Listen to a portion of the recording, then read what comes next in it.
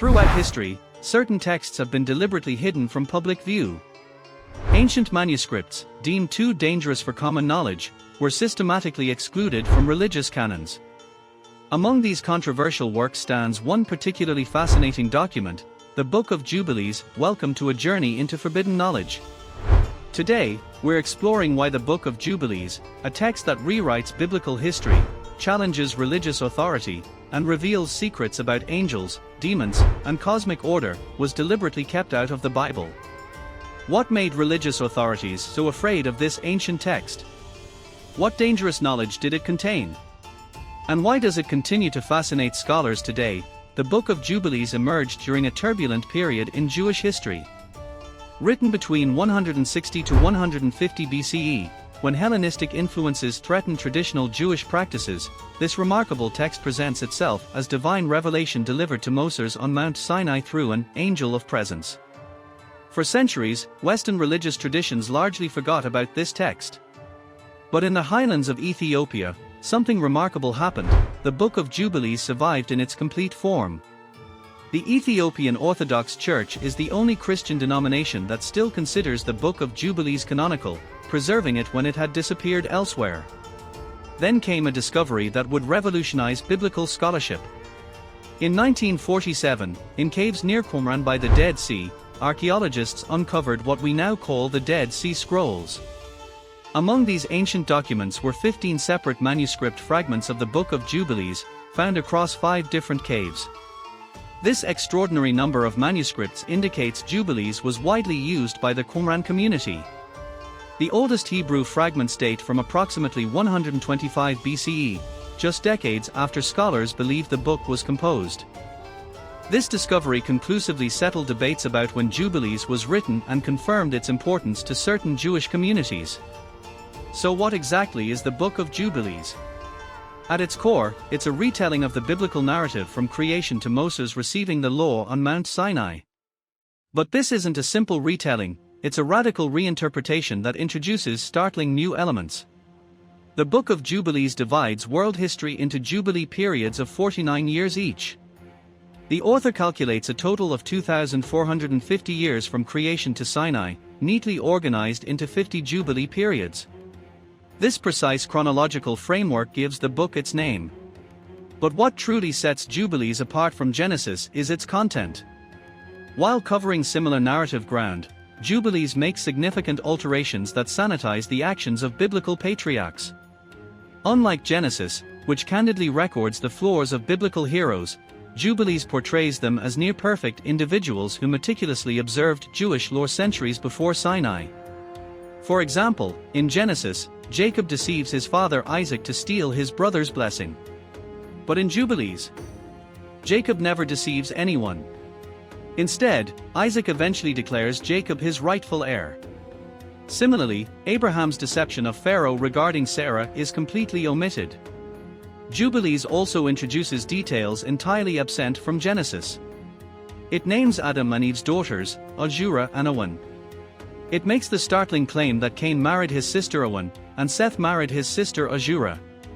These genealogical specifics created theological issues for later religious authorities concerned with textual purity. Perhaps the most contentious aspect of the Book of Jubilees was its radical approach to measuring time. The text insists on a 364-day solar calendar, made up of 4 quarters of 13 weeks each. This mathematical precision was no accident. It created a perfect system where the number of days was divisible by both 4 and 7.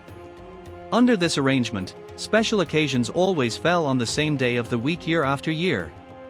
In stark contrast, the Jerusalem temple authorities followed a lunisolar calendar. This system required regular human intervention, observers needed to track the moon's phases, and authorities had to decide when to begin new months and apply leap years. The Jubilees text explicitly condemns this practice, stating that those who carefully observe the moon are following something corrupt because lunar observations lead to a year that is off by 10 days. For the Qumran community that embraced the Book of Jubilees, their 364-day calendar embodied beliefs regarding perfection and holiness. Throughout ancient Judaism, calendars functioned as powerful markers of religious identity. But there was a fatal flaw in this elegant system. The 364-day calendar lacked an effective method of intercalation, adding days to maintain seasonal alignment. Since an actual solar year is approximately 365.24 days, a 364-day calendar falls behind by about 1.25 days annually. The practical implications were severe. Without correction, this calendar would drift substantially over time. After 100 years, festivals would occur 125 days earlier than their proper seasonal alignment. This meant that within decades, spring festivals like Passover would occur during winter.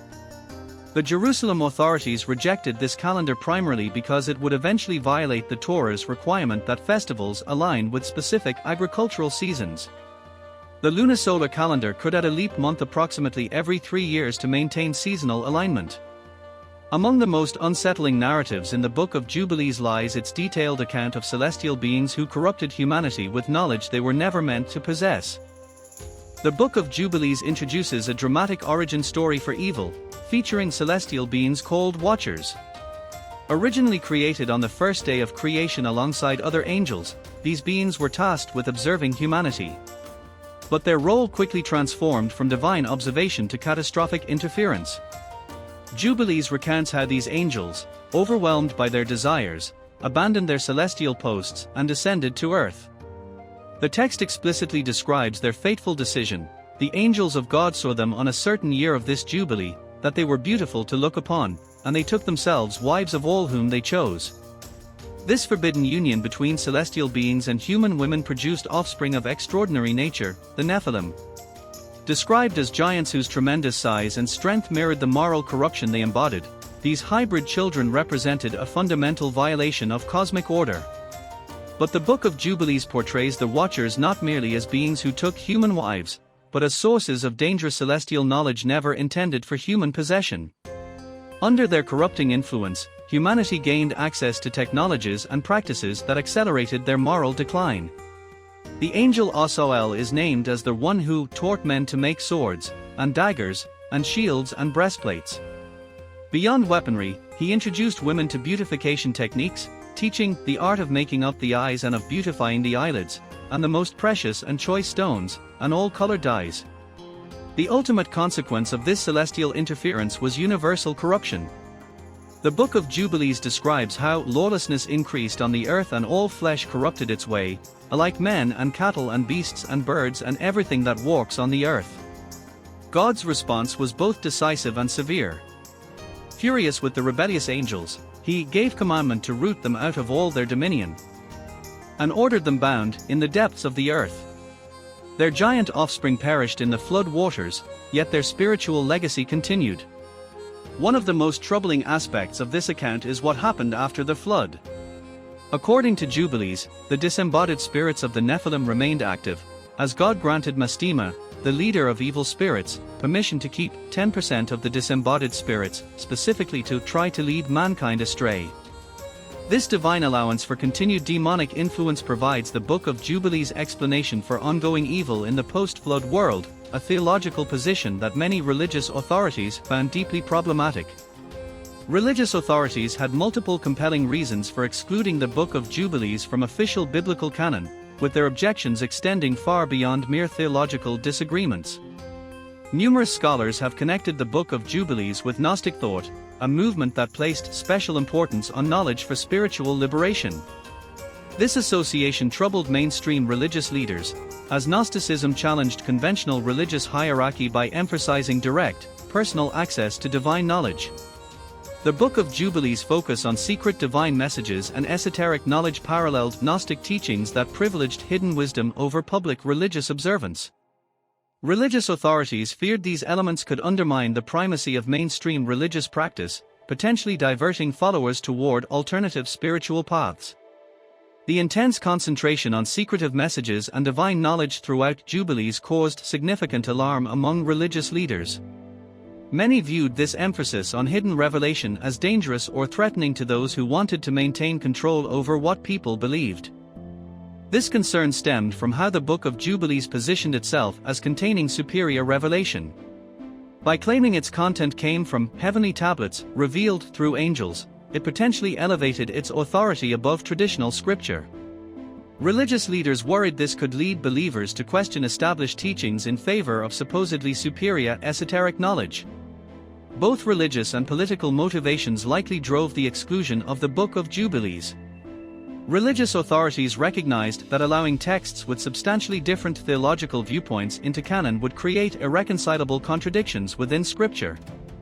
Throughout early Christianity and Judaism, maintaining doctrinal unity became increasingly important as both religions sought to solidify their identities. The Book of Jubilees, with its alternative calendar, stricter laws, and expanded mythology about angels, represented a threat to this unity. Nevertheless, it's important to note that contrary to popular belief, the Book of Jubilees wasn't actively banned or suppressed. In reality, it simply wasn't included in the final biblical canon established by Jewish and Christian authorities. Its exclusion represented a choice about which texts best represented core religious teachings rather than an explicit censorship campaign. Today, the Book of Jubilees continues to intrigue scholars and religious thinkers alike. Beyond its theological peculiarities, it offers valuable insights into how ancient religious communities interpreted Scripture, understood divine law, and conceptualized time itself. The ongoing scholarly interest reflects its unique position as a window into alternative religious thought during a formative period for both Judaism and Christianity. James Vanderkam, a prominent Dead Sea Scrolls scholar, has edited fragmentary remains of several manuscripts and produced new translations from original texts. His work reveals that Jubilees was considered an authoritative text in its own right, frequently cited in other ancient writings. While religious authorities may have once deemed it dangerous or incompatible with canonical texts, modern readers can appreciate the Book of Jubilees as an important historical document. Its survival against considerable odds reminds us that religious tradition contains multitudes, alternative voices and perspectives that, though marginalized, nevertheless persist throughout history.